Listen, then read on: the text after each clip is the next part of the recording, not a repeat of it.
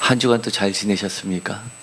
너무나 즐거운 시간을 보내셨던 분도 계시고요. 또 우리가 웨슬리 회심성회도 있었기 때문에 집회에 참석하신 분들은 또 아주 색다른 경험들을 좀 했을 것 같습니다. 저도 집회를 참석하면서 참 좋았습니다. 저하고는 색깔이 참 많이 틀린 반면에 그만큼 틀리기 때문에 더 귀했던 것 같습니다. 제가 지난주 광고를 했죠. 하나님의 소원이 무엇인지 아시는 분은 선물을 드린다고. 하나님의 소원이 무엇입니까? 예, 맞습니다. 전도입니다. 네 글자로 하면 뭐죠? 예, 100점입니다. 100점. 두 글자는 전도, 네 글자는 영혼 구원입니다. 아주 단순하면서도 귀한 말씀을 여러 가지 성경 구절을 통해서, 하나님의 말씀을 통해서 그렇게 실천해 나가시는 그 목사님을 뵈고 나니까 많은 도전이 됐습니다. 동영상이 있으면 그거를 좀 참석하지 못하셨던 분들도 좀 보시면 큰 도전이 될 줄 압니다. 오늘은 평신도 주일입니다. 평신도 주일에 우리가 하나님의 소원을 이루어드렸으면 좋겠습니다. 사실 사도 바울은 우리가 사도라는 말을 통해 가지고 당연히 바울은 사도다라고 생각할 수도 있겠지만 바울이 활동하던 시대에서는 사실은 바울은 사도냐 아니냐에 큰 도전을 받았던 사람입니다. 그래서 사도라는 말을 늘 썼고 또 자기가 사도라는 것을 입증하기 위해서 많은 부분을 편지에서 할애를 했습니다. 그렇다는 이야기는 많은 사람들이 그 당시에 바울을 평신도로 생각하고 있었다는 것에 대한 반증이기도 합니다. 어쨌든 간에 하나님께서는 많은 시간을 흘러서 지금은 그 누구도 사도 바울을 평신도라 이야기하지 아니하고 12명의 예수님의 제자로부터 출발된 12사도의 대열에 올려놓고 계십니다. 얼마나 귀한지요. 그런데 오늘의 본문의 말씀을 보면 이 골로새서 특별히 1장 24절부터 마지막 절 29절까지를 보면 사도 바울 자신이 자신을 소개하는 모습이 있습니다. 도대체 뭐라고 자신을 소개하고 있을까요? 우리는 그 부분에 좀 눈여겨볼 필요가 있습니다. 25절을 다 같이 읽겠습니다. 내가 교회에 일꾼 된 것은 하나님이 너희를 위하여 내게 주신 직분을 따라 하나님의 말씀을 이루려 함이니라. 아멘. 자신을 소개할 때 나는 사도다라고 하면서 다른 서신서에 있는 것처럼 대표적인 사도인 베드로와 비교하면서 자신을 사도로서 증명했던 것이 아닙니다. 예를 들어서 베드로는 부인까지 데리고 다니면서 그 비용을, 선교 여행 비용을 다 교회에서 부담했습니다. 사도기 때문에 그렇습니다. 오늘날로 치면은 담임 목회자가 예를 들어서 다른 곳에 부흥성회를 간다고 했을 때 그 출장비니 이런 모든 경비를 교회에서 부담합니다. 왜냐하면 선교기 때문입니다. 그런데 바울은 자신에게 그렇게 비용을 대주는, 고정적으로 대주는 교회가 없었습니다. 그렇기 때문에 혼자서 그리고 동역자들과 함께 일을 해서 천막만들을 위해서 스스로 돈을 벌거나 아니면 자신이 개척했던 교회에서 예를 들어서 빌립보 교회에서 자신의 쓸 것을 한 번도 아니라 두 번이나 보내줬다라고 하는 특별한 교회가 있으면 그 교회를 통해서 비용을 충당하기도 했습니다. 그런데 정말 슬프다는 표현이 어색할 정도로 우리가 흔히 요즘에 우프다는 소리를 하죠. 웃을 수도 없고 슬프다고 할 수도 없는 그런 애매모호한 입장. 이것에 기쁘다고 할 수도 없고 슬프다고 할 수 없는 한 번뿐만 아니라 두 번이나 나를 도와줬다라고 이야기했던 것은 반면에 세 번, 네 번 도와준 교회가 없었다라고 할 수도 있기 때문에 두 번이나 도와줬다는 것은 바울에게 있어서 매우 특별한 경우로서 그렇게 사도로서 취급을 받지 못했다는 것일 수 있습니다. 어떻게 보면 우리를 지금 현재 교회로 보면 평신도로서의 대우를 타이틀이 아니라 평신도로서의 대우를 받으면서도 그 누구보다도 큰 교회 그리고 유명한 부흥사 못지않은 일을 감당했었던 것을 보게 됩니다. 그런데 그런 바울이 이렇게 이야기합니다. 내가 교회의 일꾼 된 것은 이라고 시작합니다. 자신이 교회의 일꾼이라고 이야기합니다. 어떤가요? 너무나 당연하게 들리시는가요? 사실은 이 사도라는 직함을 빼고 내가 교회의 일꾼이라고 이야기하는 것은 어떻게 보면 우프다라는 표현을 써도 과언이 아닐 겁니다. 예수 그리스도의 일꾼이라고 해도 부족할 판인데 교회의 일꾼이라고 이야기하고 있기 때문입니다. 우리가 직분들을 다 받았습니다. 직분들을 받았는데 직분을 부여할 때 흔히 하는 말이 있습니다. 저도 여러분들께 직분을 드리면서 이것은 인간 이강민이 드리는 것이 아니라 하나님께서 여러분들에게 직분을 맡겨주셨습니다 라고 이야기합니다. 그래서 그리스도의 일꾼이라고 해도 부족할 판인데 이렇게 이야기합니다. 교회의 일꾼이라고 이야기를 하는 겁니다. 이런 태도는 매우 중요합니다. 우리가 하나님의 일꾼, 그리스도의 일꾼이라고 생각함과 동시에 우리가 교회의 일꾼이라는 것을 놓쳐서는 안 되기 때문입니다. 그런데도 불구하고 내가 목사님으로부터 이러쿵저러쿵 얘기 듣는 거는 싫다라고 하는 것은 어떻게 보면 참된 일꾼에서 점점 더 멀어져 가고 있다는 것을 이야기하는 겁니다. 꼭 담임 목사님이 얘기를 해야지만 무엇인가부터 그때부터 움직이는 것이 아니라 내가 보기에 교회에서 이런 부분은 부족해 라고 하면서 엄마가 아기를 돌보듯이 말 못하는 아기를 보듯이 그리고 울음소리만 들어도 이럴 때는 좋아서 우는구나 이럴 때는 배고파서 우는구나 라고 똑같은 울음소리로 들릴 법한 것을 가지고도 세밀하게 관찰해서 구석구석을 돌보는 그런 일꾼, 교회의 일꾼이 사실은 직분자인 겁니다. 그런데 여기서 이렇게 이야기합니다. 내가 교회의 일꾼 된 것은 하나님이 너희를 위하여 내게 주신 직분을 따라 하나님의 말씀을 이루려 함이니라 라고 하면서 직분이라는 말을 처음으로 내놓습니다. 얼마나 귀한 단어인지 모르겠습니다. 여기서 보면 교회의 일꾼 할 때 이 일꾼은 집사라는 말과 어근이 똑같습니다. 먼지 다 뒤집어 쓰는 일들을 하는 사람들이 집사입니다. 굳은 일 마다하지 않는 것이 사실 집사입니다. 그런데 헬라어에서의 이 집사라는 것은 사실은 우리가 잘 알고 있다시피 일곱 집사에서 일곱 집사라는 말은 사실 빠져 있고 일곱으로만 되어 있습니다. 그것이 집사의 초시가 되었고요.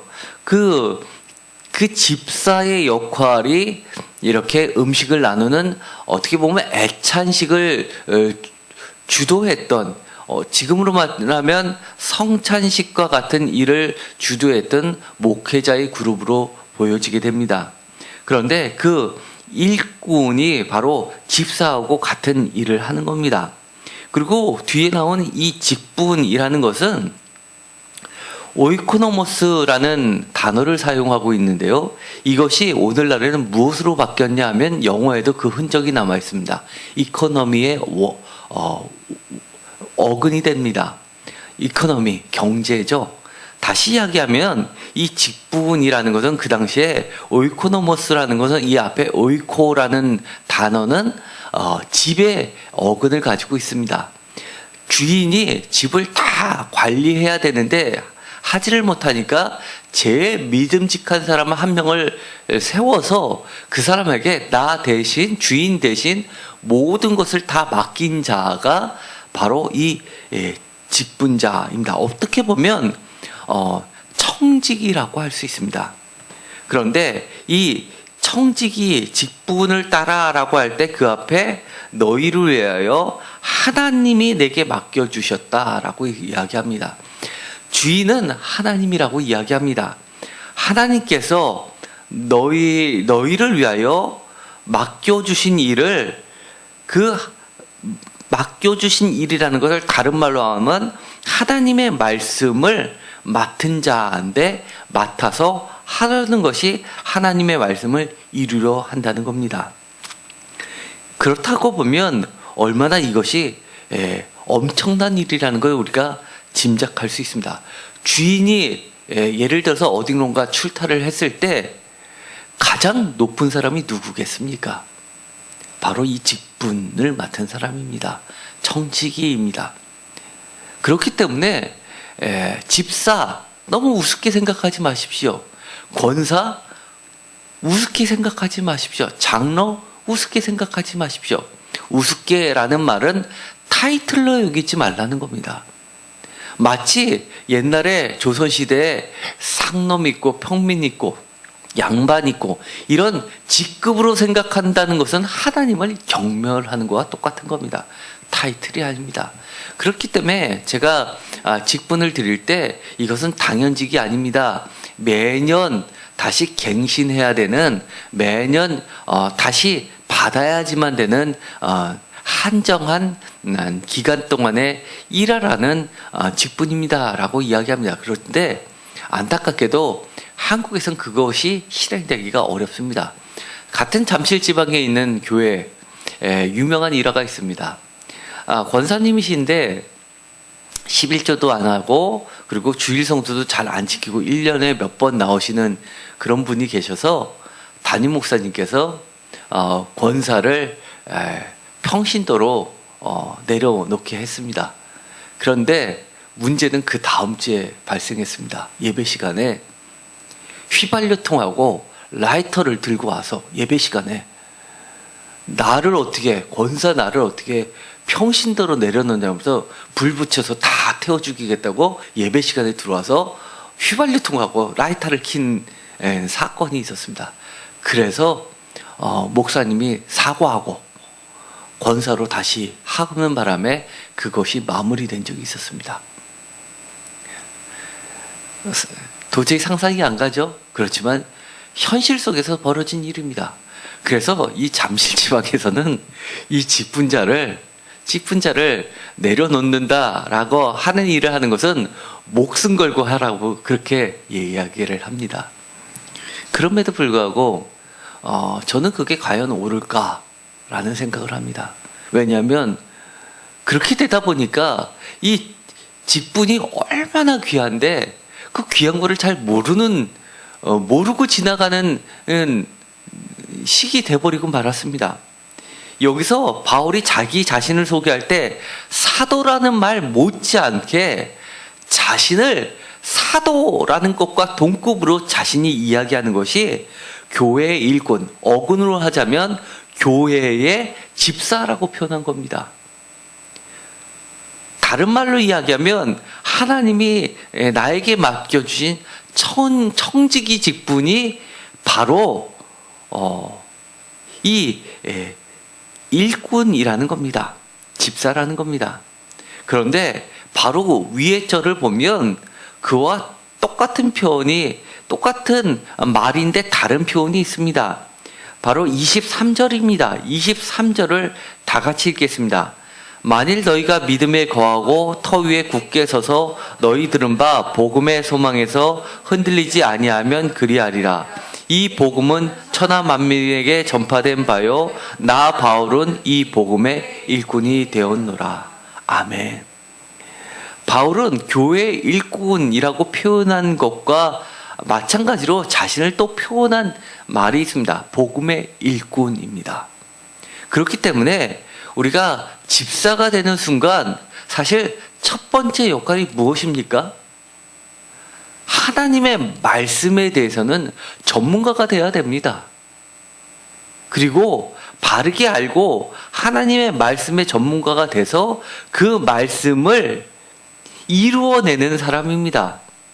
25절에 이야기한 것처럼 교회 일꾼이라는 다른 표현을 통해서 그 직분의 구체적인 것은 하나님의 말씀을 이루는 사람이라고 이야기를 하는 겁니다. 그렇기 때문에 늘 하나님의 말씀을 가까이 해야 됩니다. 그러면서 하나님의 말씀에 가까이 하면서 하나님의 말씀을 모르는구나 하면 성경에 너무 애써서 이렇게 알려고 하다가는 잘못 갈 수도 있다고 그랬으니까 내버려두고 내가 알고 있는 부분만 이렇게 해나가야지라고 하지 마십시오. 모르는 거는 이렇게 담임 목회자한테 자꾸 물어보십시오. 그리고 또 담임 목회자의 중요한 사명 중에 하나가 성도들을 말씀으로 바르게 양육시키는 겁니다. 그래서 좋은 목회자는 예를 들어서 봉사하십시오. 좋습니다. 봉사하십시오. 좋은데 교회 청소 너무나 좋죠. 왜냐하면 교회 청소는 주님의 몸을 닦는 겁니다. 그런데 어디 뭐 하십시오. 뭐 하다 이런 것보다 더 중요한 건 말씀 생활 잘 하십시오. 기도 생활 열심히 하십시오. 사실 이런 거를 최우선적으로 하게끔 유도하는 게 목회자의 제일 중요한 사명 중에 하나입니다. 그러다 보니까 저도 말씀을 하도 강조를 하다 보니까 사실 성도님들한테 교회에 뭐가 필요하니까 뭐 하십시오 이런 얘기를 잘 안 합니다. 안 하다 보니까 필요 없구나라고 생각하면 안 된다는 겁니다. 아까도 이야기했지만 바울이 뭐라고 얘기했습니까? 자기가 교회의 일곱 먼지를 다 뒤집어 쓰는 사람입니다 라고 이야기하는 겁니다. 또한 이 직분이라는 거 오이코노모스라는 또 다른 뜻이 있습니다. 아까 이야기했지만 경제를 맡은 자이기도 하지만 집에 어근이 집이라는 어근하고 같이 쓰면서 집안을 구석구석 돌아다니면서 잘못된 것을 바로잡게끔 관리하는 자이기도 합니다. 그래서 이것을 영어 성경에서는 뭐라고 표현했냐면 내게 주신 직분할 때 어드미니스트레이션이라는 말을 썼습니다. 어드미니스트레이션 하면 경영이죠. 사실은 경영입니다. 교회를 하나님이 세상을 경영하도록 맡겨준 자인 겁니다. 하나님의 세상을 경영하는 원칙이 뭡니까? 무엇으로 세상을 경영하십니까? 하나님의 말씀으로 경영하고 계시는 겁니다. 그것을 위해서 이렇게 평신도들을 세우셨습니다. 평신도 하니까 좀 내가 목회자 밑에 있는 사람 이렇게 생각이 드십니까? 그런데 그것이 아닙니다. 어떤 서열을 이야기하는 것이 아니라 바울은 이렇게 이야기합니다. 26절을 다 같이 읽겠습니다. 이 비밀은 만세와 만대로부터 감춰뒀던 것인데 이제는 그의 성도들에게 나타났고 27절 하나님이 그들로 하여금 이 비밀의 영광이 이방인 가운데 얼마나 풍성한지를 알게 하심이라. 이 비밀은 너희 안에 계신 그리스도시니 곧 영광의 소망이시니라. 아멘. 한마디로 교회 일꾼, 평신도들, 하나님이 맡겨주신 직분자들은 뭐를 맡은 자입니까? 비밀을 맡은 자입니다. 이 비밀은 아주 독특한 비밀이라고 이야기합니다. 성도들에게 나타났고 우리가 비밀하면 흔히 26절에 있는 것처럼 감추어진 것을 비밀이라고 합니다. 그런데 이렇게 이야기합니다. 감추어졌는데 드러난 것이라고 하는 겁니다. 드러났는데 뭐가 비밀입니까? 라고 이야기할 수 있습니다. 그렇기 때문에 이 비밀은 비밀인가 동시에 신비입니다. 드러났는데 이 비밀이 드러났는데도 불구하고 깨닫는 자와 깨닫지 못하는 자가 있다는 겁니다. 이 비밀을 아는 자가 있고 알려줬는데도 여전히 모르는 자가 있는 신비한 것이라고 하는 겁니다. 그런데 이 신비를 맡은 자들이라는 겁니다. 그렇기 때문에 너무나 귀합니다. 이 신비, 그리스도의 신비를 맡은 자들은 목회자, 평신도의 구분이 사실은 없는 겁니다. 바울은 이 신비, 이 비밀을 이야기하면서 어떻게 이야기하냐면 24절에 나는 이제 너희를 위하여 받은 괴로움을 기뻐하고 그리스도의 남은 고난을 그의 몸된 교회를 위하여 내 육체에 채우노라 라고 이야기합니다. 이 그리스도의 비밀, 이 그리스도의 비밀이 도대체 뭡니까? 분명하게 27절에 보면은 비밀의 영광이라고 해서 무엇인가 영광스러운 것은 알겠습니다. 그런데 이 비밀의 영광은 그리스도인데 다른 말로 해서 그리스도의 영광 대신에 또 선택한 말이 그리스도의 남은 고난이라는 표현을 쓰고 있습니다. 그리스도의 남은 고난이 도대체 무엇입니까? 정확하게는 모르겠지만 지금까지 이야기를 보면 일꾼이라는 것은 교회의 일꾼이라는 것, 다른 말로 이야기하면 복음의 일꾼이라는 것은 이 그리스도의 비밀을 맡은 것이고 이 비밀을 맡은 것은 그리스도의 남은 고난이구나 라는 것을 짐작은 할 수 있습니다. 어려운 것이 있습니다. 그리스도의 고난하면 이렇게 이야기를 할 겁니다. 이거요 쉽죠. 십자가의 고난 아닙니까? 이 십자가의 영광은 또 무엇이냐? 이것은 부활 아닙니까? 그래서 하나는 영광, 하나는 고난으로 이야기하는 거 아닙니까? 예, 맞습니다. 그런데 문제는 그 앞에 남은 고난이라는 겁니다. 그리스도의 고난이 남아있는 게 있습니까? 우리는 그렇게 알고 있었습니다.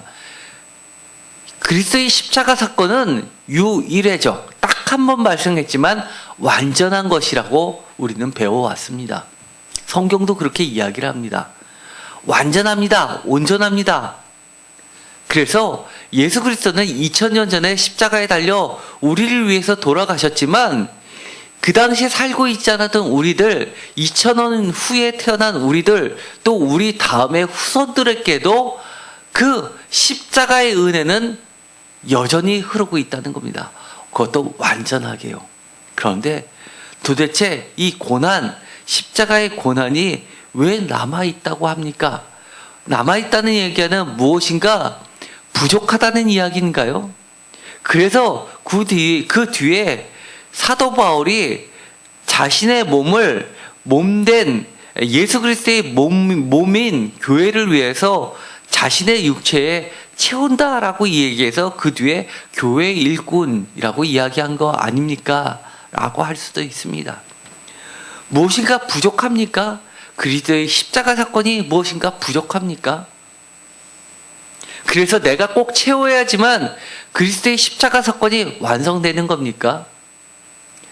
예수 그리스도께서 99.9999를 했고 내가 0.00001을 해야 하면 100%가 되는 거 아닙니까? 우리가 흔히 하는 골드바 이런 것도 보면 5, 9, 4, 9 이런 말이 있습니다. 0. 소수점 2에 9가 5개 달렸냐 4개 달렸냐라고 순도를 정하는 게 있습니다. 99.9999, 99.99999 스위스은행에서 판단한 그 금괴들이 바로 이런 것들이죠. 그렇기 때문에 그거에 비하면 나는 얼마 아니니까 꼭 하나를 더 붙이면서 완성해야 된다는 의미입니까? 아니요. 성경은 그렇게 이야기하지 않습니다. 성경에서 이야기하는 그리스도의 남은 고난이라는 것이 부족하다는 것을 이야기하는 것이 아닙니다. 그럼 무엇인가요? 여기 보면 이렇게 되어 있습니다. 맨 마지막에 29절에 이를 위하여 나도 내 속에서 능력으로 역사하시는 이의 역사를 따라 힘을 다하여 수고하노라 라고 되어 있습니다. 바로 그 전에 이렇게 이야기합니다. 각 사람을 그리스도 안에서 완전한 자로 세우려 함이니라 라고 이야기합니다. 이 두 구절을 보면 이 앞에 24절의 남은 고난을 이해할 수 있습니다. 잘못 이해하면 이렇게 되어 있습니다.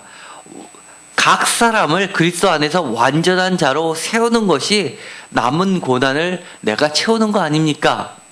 그것을 위해서 수고하는 것이 나의 역할 아닙니까? 라고 이야기할 수 있습니다. 그렇기 때문에 내가 0.0001만큼은 내가 하는 역할 아닙니까? 라고 할 수 있는데 그것이 아닙니다.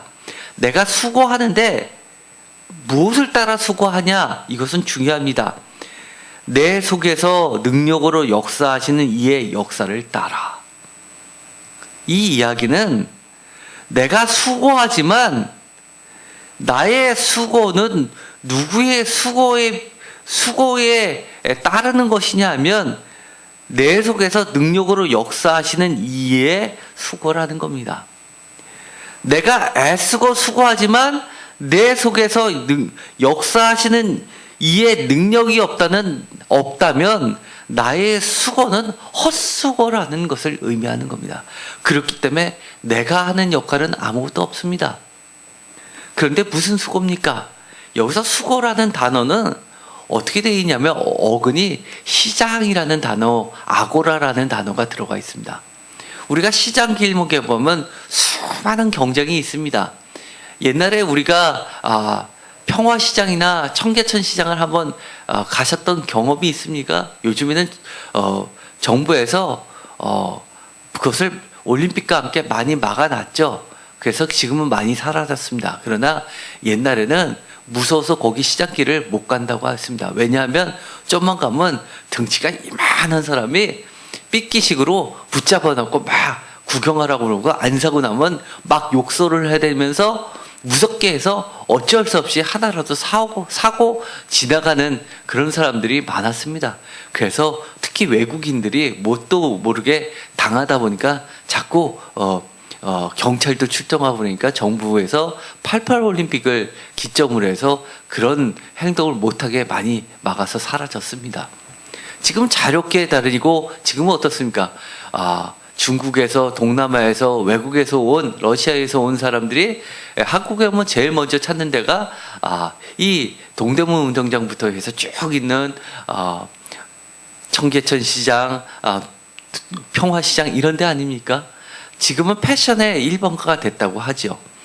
그런데 보면 수많은 경쟁 가운데서 하나라도 팔기 위해서 이거를 못 팔면 마치 생존에서 밀려나서 망하게 될 것 같으니까 정말 간과 쓸개를 다 내놓으면서 정말 노력 트라이가 아니라 영어로 하면 스트라이브, 정말 죽자 살자 매달리는 심정으로 애쓰고 수고하는 것을 바로 이 어원에 담고 있다는 겁니다. 무엇을 의지하면서요? 무엇을 간절히 의지하면서요? 내 속에서 역사하시는, 역사라는 것은 여기서는 에너지를 이야기합니다. 그 에너지가 없다면 내가 할 수 있는 것은 아무것도 없습니다. 우리가 길거리를 가다가 만약에 기운이 떨어지면 어떻게 됩니까? 풀썩 주저앉습니다. 제가 119 구급대에 실려갈 때 순간 다리에 힘이 쭉 빠지면서 대동맥이 터지면서 피가 공급이 안 되니까 순식간에 다리에 힘이 쭉 빠지면서 제가 주저앉았습니다. 다리가 꺾였는데 제가 팔로 옆에 침대와 경대생 사이에 팔을 끼워서 온 힘을 다해서 이걸 밀어서 제 깔다라 뭉개서 꺾인 그 다리를 펴보려고 애썼지만 정말 1cm도 제가 들을 힘이 없었습니다. 왜 그랬습니까? 내 속에서 역사는 에너지가 없었기 때문입니다. 기운이 없었기 때문입니다. 그런데 여기서는 이 바울이 이렇게 이해합니다. 정말 죽자 살자 애쓰는 그 수고가 무슨 수고냐 하면 내 속에서 능력으로 역사하시는 이의 에너지라고 이야기하는 겁니다. 그렇다고 하면 그리스도의 남은 고난을 채우는데 내 에너지가 1이라도 들어가 있습니까? 그렇지 않습니다. 하나님께서 성령님을 통해서 내 속에서 힘을 주셔서 그 힘을 통해서 내가 그 하나님의 거대한 흐름 속에 참여하는 것뿐이 없는 겁니다.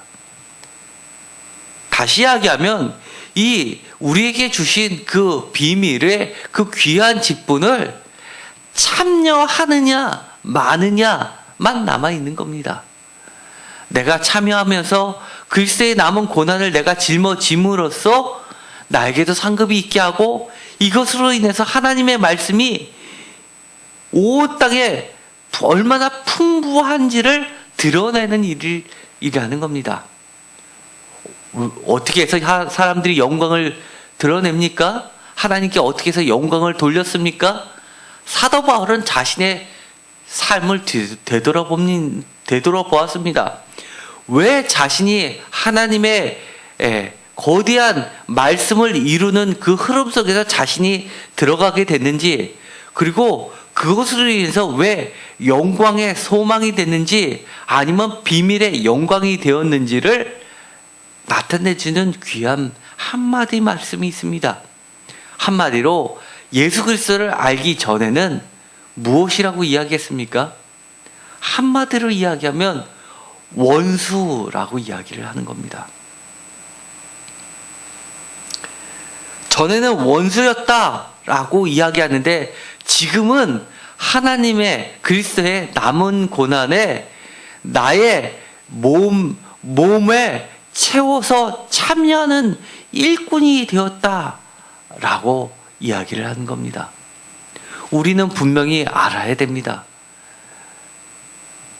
원수라는 사실을 잊어버리면 사실은 하나님의 말씀을 이루려고 그 고난을 감내할 수도 없습니다.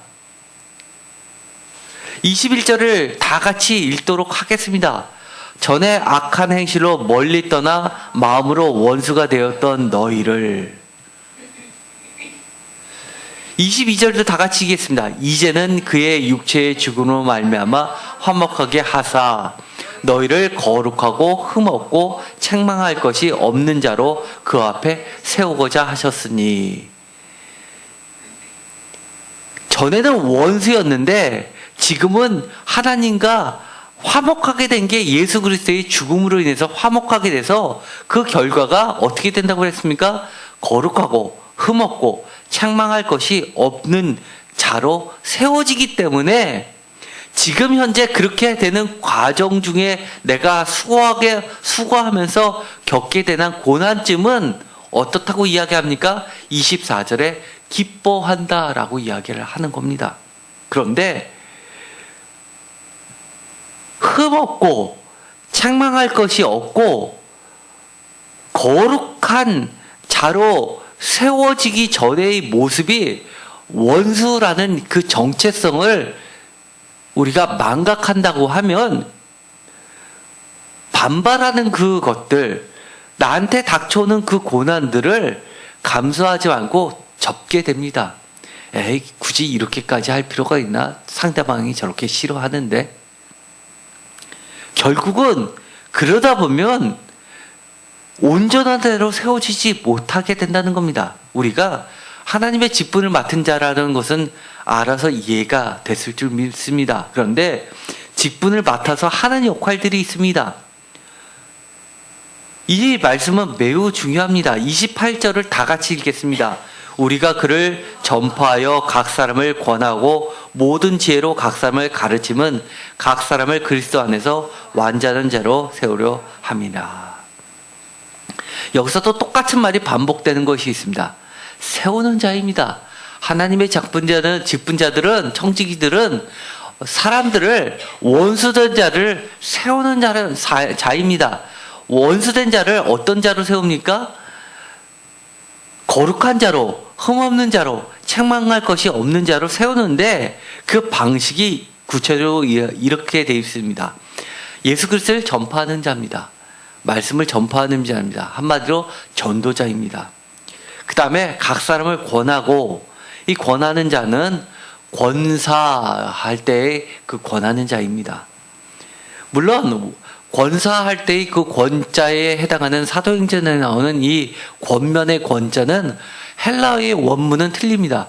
사실 한자로는 똑같은 권자를 쓰지만, 권사할 때의 그 권자를 쓰지만, 헬라어에서는 사실 여기에 나오는 이 권하다라는 것과 사도행전에 나오는 권면이라는 단어는 다른 헬라어를 씁니다. 약간의 차이가 있습니다만 여기서는 무엇이 더 강조되어 있냐면 책망이라는 단어가 좀 더 강조가 되어 있습니다. 영어로 번역한 것에 보면 어드머니시라는 말을 사용하고 있습니다. 이것은 질책한다라는 단어의 뜻을 가지고 있습니다. 우리가 사실은 권면하다, 권사할 때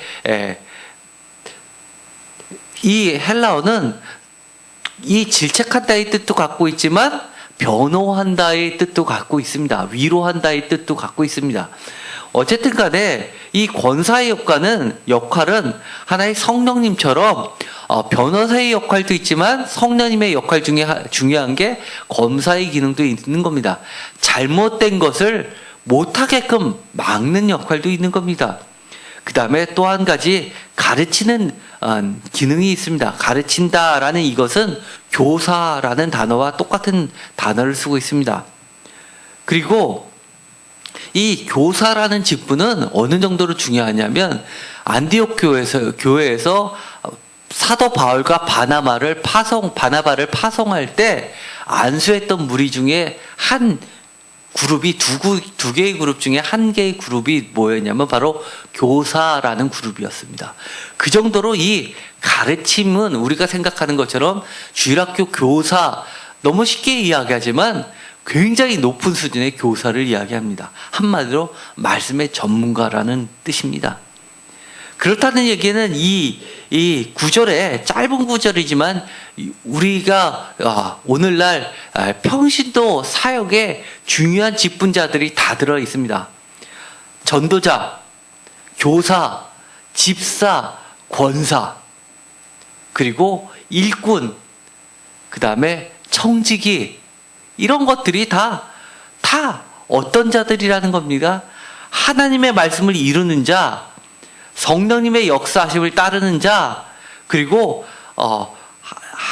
예수 그리스도와 함께 예수 그리스도의 남은 고난에 참여함으로써 원수된 자를 올바로 세움으로써 함께 기뻐할 수 있는 자들입니다. 이 정도 되면 얼마나 이 직분이 귀합니까?